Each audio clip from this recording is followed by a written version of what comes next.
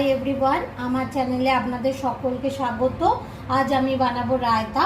এই রায়তাটা আপনারা বিভিন্ন ধরনের পরোটা, যেমন আলু পরোটা, পনির পরোটা, ভেজ পরোটা, মেথি পরোটা, তারপর বিভিন্ন ধরনের veg pulao, chicken pulao, mutton pulao আর বিরিয়ানি, এই সমস্ত কিছুর সাথে আপনারা এটা ট্রাই করতে পারেন। তো চলুন শুরু করা যাক এই রেসিপি। রায়তা বানানোর জন্য যে যে উপকরণগুলো লাগছে সেগুলো: টক দই, কুচিয়ে রাখা শসা, কুচিয়ে রাখা পেঁয়াজ, আমার ঘরে বানানো এটা ভাজা মশলা।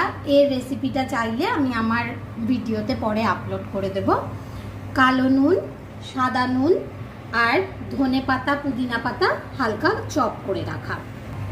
এবার আমি এই দইয়ের মধ্যে সব উপকরণগুলো একটা একটা করে মিশিয়ে নিচ্ছি।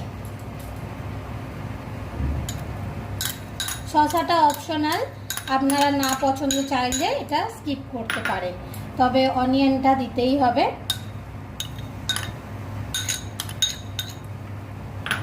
আমি এখানে ভাজা মশলা, আমার ঘরে বানানো ভাজা মশলা অ্যাড করছি। অনেকে এতে চাট মশলা দেয়, তবে ভাজা মশলার ফ্লেভারটা রায়তায় আমার বেশি ভালো লাগে। এইখানে নিচ্ছি আমি কালো নুন, সাদা নুন আর কুচিয়ে রাখা ধনে পাতা, পুদিনা পাতা। এবার আমি ভালো করে এটা মিক্সড করে নেব।